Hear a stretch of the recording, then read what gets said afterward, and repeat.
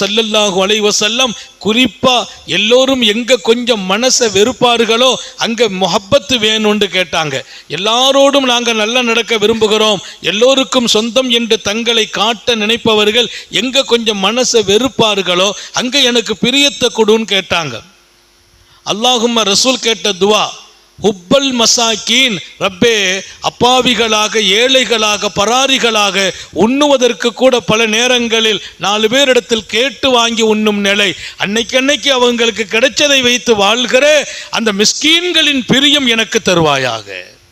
மிஸ்கீன்களின் பிரியம்.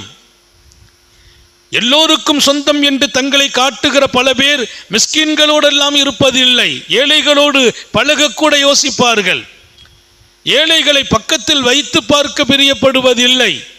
சாந்த நபிகள் ஸல்லல்லாஹு அலைஹி வஸல்லம் அவர்கள் ஏழைகளில் ஒருவராக தங்களை அடையாளம் காட்டிக் கொள்கிறார்கள், ஏழைகளின் நேசன் என்று தங்களை சொல்கிறார்கள்.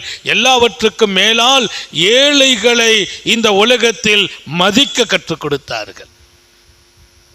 எல்லா மக்களின் மனதிலும் இடம் பிடித்த ஒரு மிகச்சிறந்த நபி. நகர்ப்புறங்களில் வாழ்ந்தவர்கள் மாத்திரம்தான் சில பேர்களை கொண்டாட முடியும், சில பேர்களை கிராமங்களில் வாழ்ந்தவர்களால் மாத்திரமே கொண்டாட முடிகிறது. இல்லை, நகரென்ன கிராமங்கள் என்ன, பட்டி தொட்டிகளில் எல்லாம் பூமான் நபி பேசப்படுகிறார்கள்.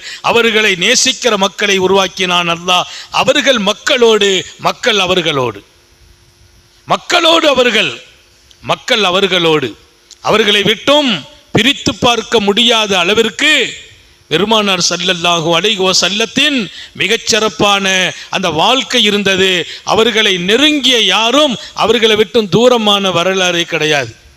அவங்களோடு பழகிட்டாங்கன்னா இன்னும் பழகணும்னு ஆசைப்பட்டாங்க, அவர்களின் அருகாமையில் இருக்கணும்னு நினைச்சாங்க, அவர்களுடைய சகவாசம் தேவைங்கிறாங்க.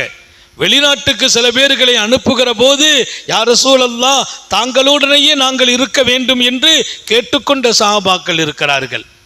நபி பெருமானார் ஸல்லல்லாஹு அலைஹி வஸல்லத்தை விட்டும் கொஞ்சம் தூரம் போயிட்டு வந்த ஒரு சஹாபி சொல்கிறார், ரொம்ப பதட்டமாக இருக்கிறேன், ஏன் இன்றைக்கு தங்களை சந்திப்பதற்கு கொஞ்சம் நேரம் தூரமாகி விட்டது, எனக்கு ஒரு பயம் வந்து விட்டது, கொஞ்ச நேரம் உங்களை சந்திக்கலன்னா மனசெல்லாம் ஏதோ கொந்தளிக்கிறது, எனக்கு ஒரு பயம். என்ன பயம்?